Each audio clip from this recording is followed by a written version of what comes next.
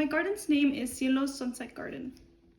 Starting with the inspiration, I really wanted to include flowers that have really good fragrances that complement each other and that you can just smell when you're sitting out there in the patio.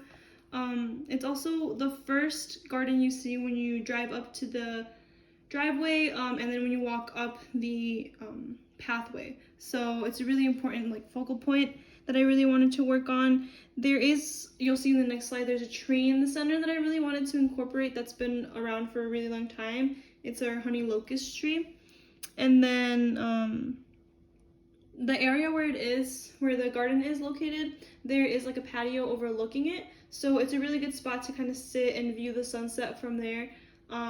It's just a really nice spot. So I really wanted to incorporate that garden into the sunset. This is the location of it, so you get an idea. This is the path I was talking about, and then there's kind of like a little patio back here. The garden that I designed is lower than the patio, so you're overlooking it, and then, yeah, around 15 by 15 feet. So starting off, this is kind of the design that I came up with. I have a few plants down here lined up, and then followed by different species of plants. I try to keep, these bushes are already there. These are Chinese junipers, so those have been there for a really long time. I'm just keeping those there, and then adding some daylilies and some hydrangeas in the back. So yeah, so this is basically the design with the names on it, with the legend on it.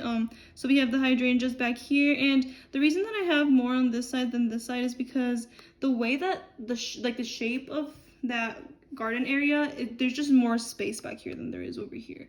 So I kind of just wanted to not overfill this area because there's really not a lot of space there.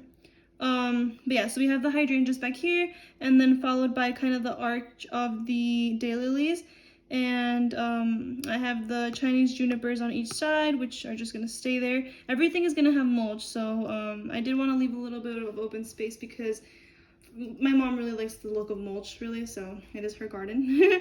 And I really like it too. I think it looks nice. So the rest of the area will be filled with mulch. Then we have the hostas right here, followed by the alternating coral bells and dianthuses that are following the path. So there's like a little bit of pattern there. So I included unity and simplicity in the same slide, but for unity, I did try to keep it mostly symmetrical on both sides. Like I mentioned before, there's a lot of room back here, so it was a little bit more difficult to kind of keep these sides symmetrical, but overall, everything kind of has the same thing. Even the juniper bushes are each on there's one on each side. So, yeah, it's kind of pretty symmetrical there. And then for simplicity, I try to keep the species that are similar to each other near each other. So for example, I have all the hydrangeas in the back. I have the hostas right here in this front area. And then they kind of follow like a line pattern, so they're all kind of like touching near each other.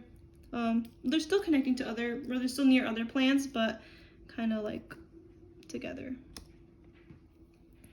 For variety, I did different heights and colors of plants. So we have, I did try to keep like pink, orange, reddish colors in there just because of the sunset idea, but there's still different like shades and varieties of them, and they are different heights. So and they don't all bloom during different seasons. I know a lot of them do bloom in the spring and the summer, but I do have a few that bloom in the early spring, so we'll have those before we even have the ones that are in the late summer. So it kind of goes through all of it, all the seasons. It was kind of hard to find some for the winter, but I still will have like the bushes and the tree that stays up there that gets filled with snow, and that looks really nice.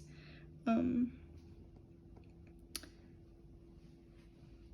then for the balance, I did plants that are similar and kind of grouped together so you can see the lines of it, and then both sides are pretty symmetrical.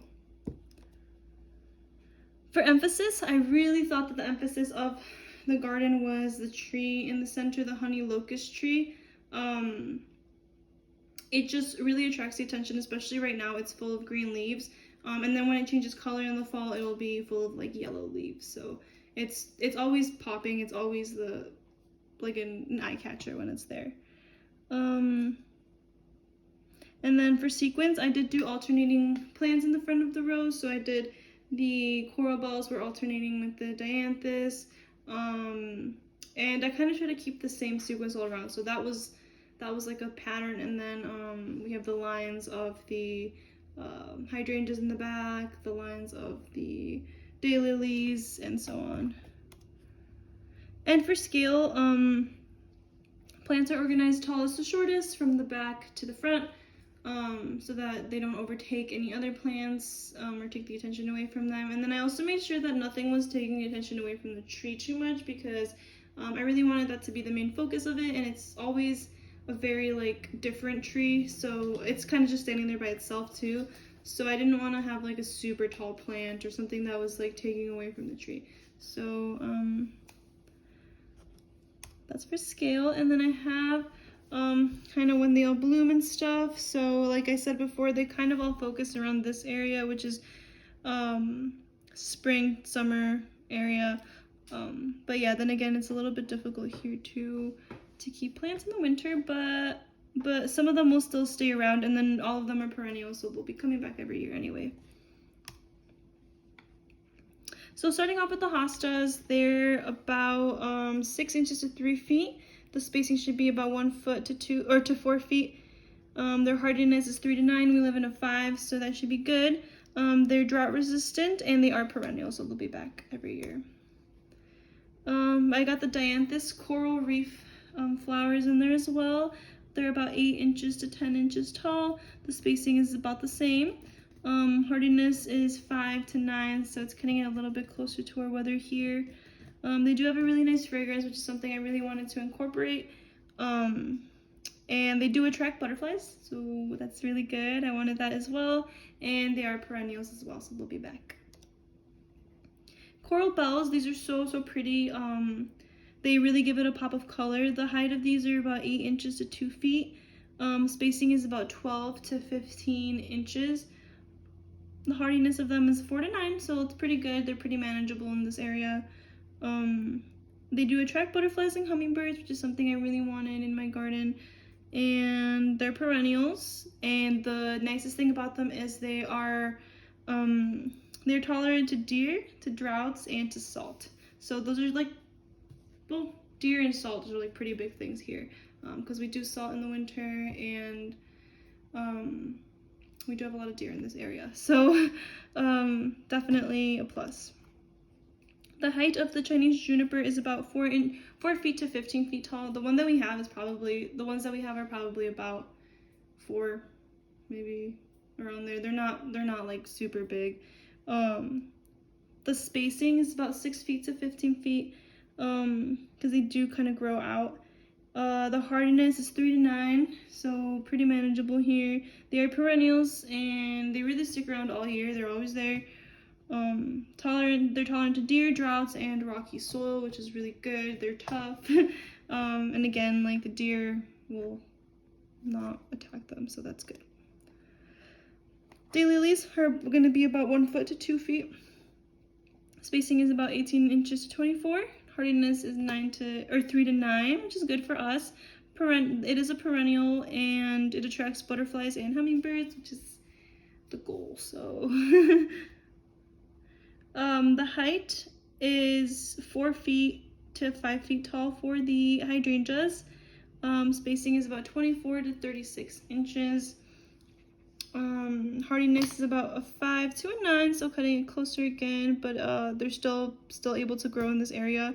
It does require full or partial sun, and that's kind of why I put it in that area, because in that area with the different lighting, they're able to get full during the day, and then they're also kind of next to the house, so they're also able to get the shade. So it kind of works out for them. And attracts butterflies and hummingbirds as well. So we got that area covered. And then the reference page. And I really wanted to include, I totally forgot in the beginning, but the name of the garden, Cielo's Sunset Garden, was because my cat's name was Cielo, and that means sky in Spanish. So I kind of just wanted that area. And that tree, a few years back, that was her favorite tree, so she would always climb up and down that tree, so I kind of just named it that. And yeah, it has a meaning aside from everything else that inspired me, but it also has a little bit of a meaning to it. So yeah.